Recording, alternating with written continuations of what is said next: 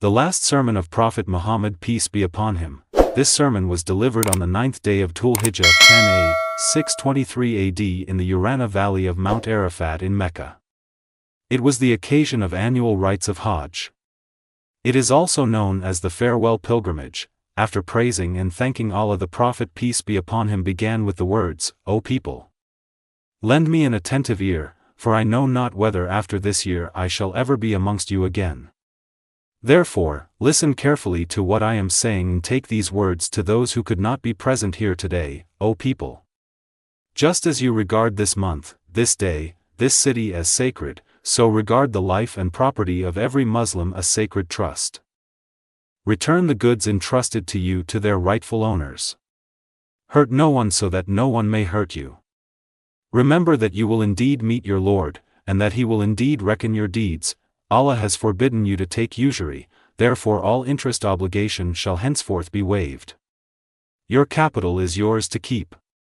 You will neither inflict nor suffer any inequality. Allah has judged that there shall be no interest and that all interest due to Abbas ibn al-Muttalib be waived. Every right arising out of homicide in pre-Islamic days is henceforth waived, and the first such right that I waive is that arising from the murder of Rabi'a bin al-Haritha.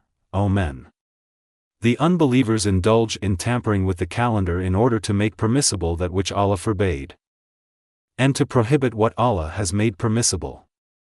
With Allah the months are 12 in number. 4 of them are holy, there are successive, and one occurs singly between the months of Jamada and Shaban. Beware of Satan, for the safety of your religion. He has lost all hope that he will be able to lead you astray in big things, so beware of following him in small things. O people, it is true that you have certain rights with regard to your women, but they also have rights over you. Remember that you have taken them as your wives only under Allah's trust and with His permission. If they abide by your right, then to them belongs the right to be fed and clothed in kindness.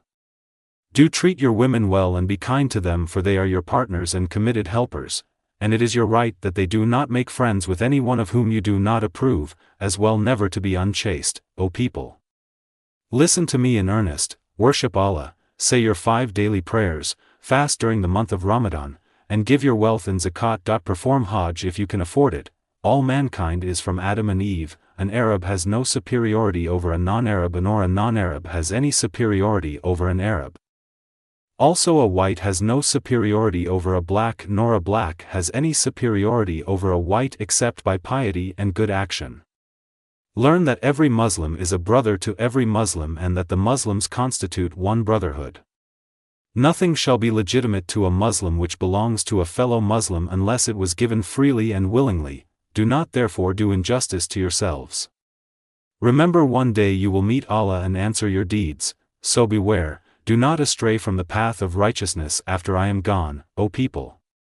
No prophet or apostle will come after me, and no new faith will be born. Reason well, therefore, O people, and understand words that I convey to you.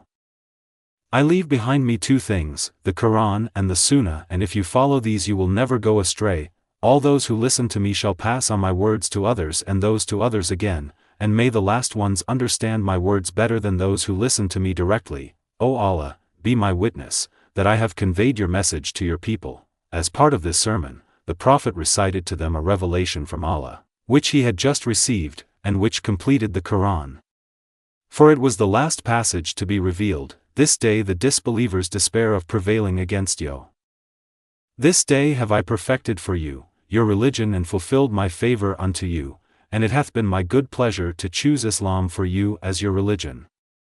The sermon was repeated sentence by Safwan's brother Rabi'a, who had powerful voice, at the request of the Prophet, and he faithfully proclaimed to over 10,000 gathered on the occasion. Towards the end of his sermon, the Prophet asked, O people, have I faithfully delivered unto you my message? A powerful murmur of assent arose. Yes, you have. The Prophet raised his forefinger and said, O Allah, bear witness that I have conveyed your message to your people.